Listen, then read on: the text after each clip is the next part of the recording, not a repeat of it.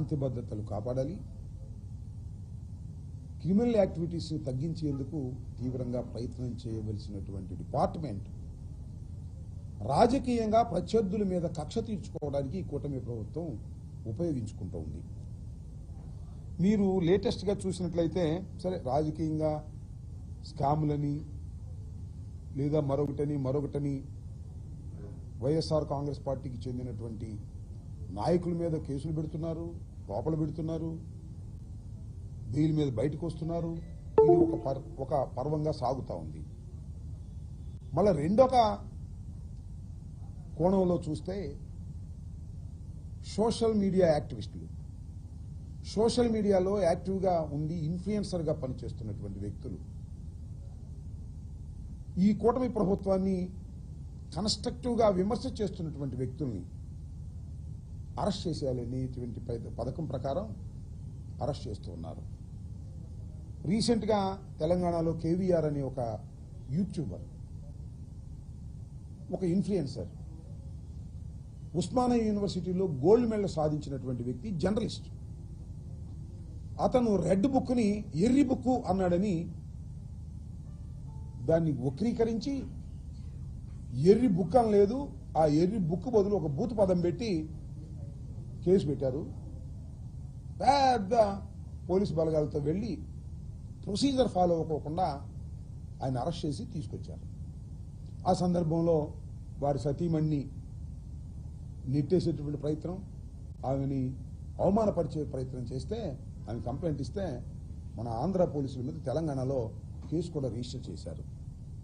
ఈ విధంగా సోషల్ మీడియాలో ఈ కూటమి ప్రభుత్వాన్ని విమర్శిస్తున్నటువంటి సోషల్ మీడియా యాక్టివిస్టుల మీద కక్ష తీర్చుకునే కార్యక్రమం చేసేటటువంటి పద్ధతుల్లో ఇవాళ రాష్ట్ర ప్రభుత్వం పనిచేస్తున్నది. చాలా దురదృష్టకరం. దానితో పాటు సెన్సేషనల్గా మనం చూస్తున్నాం, యూట్యూబ్లో ఏది చూసినా 2-3 రోజుల నుంచి అదే వస్తుంది. ప్రశ్నారావణ్ అరెస్ట్, విడుదల, ప్రశ్నారావణ్ మళ్ళా అరెస్ట్, మళ్ళా విడుదల. ఆగిందా? ఆగల. మళ్ళా అరెస్ట్, మళ్ళా విడుదల. అందరూ తాగిందా? 3సారి కూడా ఆగల. 4ఓసారి మళ్ళా అరెస్ట్, మళ్ళా విడుదల. 5ఓసారి అరెస్టు నెల్లూరు సబ్ జైలుకి, నెల్లూరు జైలుకి, సెంట్రల్ జైలుకి.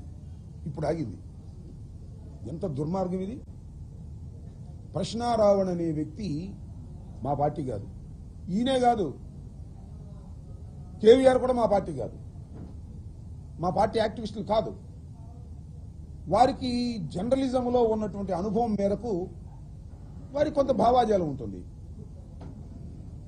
వారి ఐడియాలజీ. ఆ ఐడియాలజీ ప్రకారం ప్రజల్ని కన్విన్స్ చేయడం కోసం వారు అనేక రకాలుగా ప్రయత్నం చేస్తూ ఉంటారు. యూట్యూబ్లో జర్నలిస్టులుగా వాళ్ళని ఇష్టం వచ్చినట్టు అరెస్ట్ చేసేస్తారా? తప్పు చేస్తే కేసు పెట్టండి, తప్పేం లేదు, ఎవ్వరికి అభ్యంతరం లేదు.